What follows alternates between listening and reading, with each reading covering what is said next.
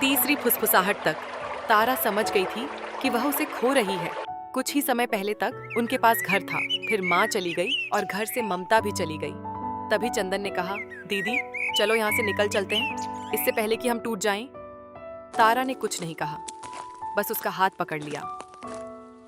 वे गीले खेतों, संकरे रास्तों और पत्थरों से गुजरे। रास्ते में तारा ने आसमान की ओर देखकर कहा, लगता है आसमान भी हमारे साथ रो रहा है। शाम तक जंगल सामने खड़ा था।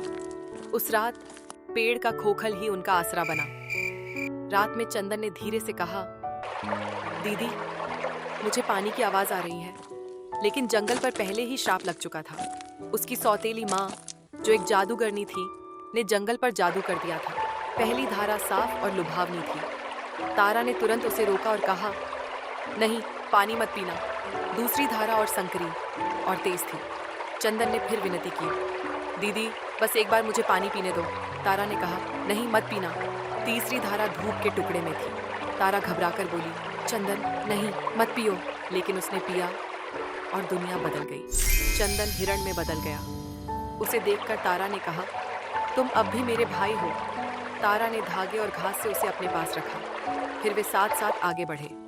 शाम तक उन्हें जंगल में एक छोटी झोंपड़ी मिल गई। झोंपड़ी देखकर तारा ने कहा, अब यही हमारा घर होगा। कुछ समय तक प्यार ने उन्हें संभाले रखा।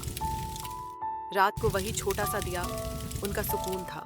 फिर एक दिन जंगल शोर से कांप उठा। तब चंदन बेचैन हो गया और बोला, दीदी मुझे बस थोड़ा सा दौड़ने दो।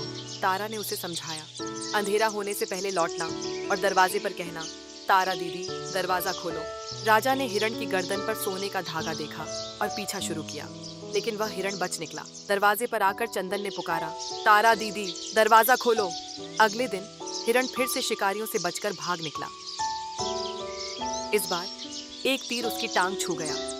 उसे घायल देखकर तारा ने कहा, अब फिर मत जाना। तीसरे दिन उसकी बेचैनी फिर जाग उठी और इस बार एक सैनिक उसके पीछे पीछे आ गया। फिर से दरवाजे पर आकर चंदन ने पुकारा, तारा दीदी दरवाजा खोलो। हिरण के अंदर जाने के बाद राजा ने दरवाजा खटखटाया। तारा ने घबराकर दरवाजा खोला और सामने राजा था। तभी राजा को सब समझ में आया। राजा ने शांत स्वर में कहा, मेरा कोई बुरा इरादा नहीं था। एक पल के लिए सब चुप रहे। फिर राजा ने पूछा, क्या तुम मेरे साथ चलोगी और मेरी रानी बनोगी? इस पर तारा ने साफ कहा, मैं अकेली नहीं जाऊंगी, मेरा भाई ही मेरा सब कुछ है। राजा ने बिना देर किए कहा, तो फिर वह भी साथ चलेगा। और फिर वे साथ साथ महल की ओर एक अनजानी राह पर चल पड़े। राजा ने अपना वादा निभाया। तारा उसके साथ गई और चंदन उसके पास ही रहा। महल पहुंचकर राजा ने तारा को वही मान लिया जो उसने वादा किया था। महल में भी चंदन तारा का साथ नहीं छोड़ता। कुछ समय के लिए शांति लौट आई। फिर सौतेली माँ को पता चला कि तारा अब रानी है। वह फिर जंगल लौटी, उन्हें मारने का आखिरी रास्ता खोजने। मंत्र का प्रयोग करके उसने महल की दिशा पूछी। दिशा मिलते ही वह महल की ओर बढ़ी।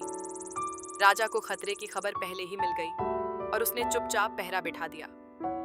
उस रात सौतेली माँ चुपके से महल के बाग में घुस आई, लेकिन राजा के लोग समय पर पहुंच गए और उसे पकड़ लिया। राजा ने उसका न्याय किया और उसे शेरों के पिंजरे में डाल दिया। उसकी ताकत टूटते ही चंदन फिर इंसान बन गया। आखिर तारा को उसका भाई वापस मिल गया। इस कहानी से सीख मिलती है कि सच्चा प्यार, धैर्य और अपनापन सबसे बड़े श्राप को भी हरा सकते हैं। अगर आपको ऐसी दिल को छू लेने वाली कहानियां पसंद हैं, तो किस्सा कहानी स्टूडियो को जरूर सब्सक्राइब करें।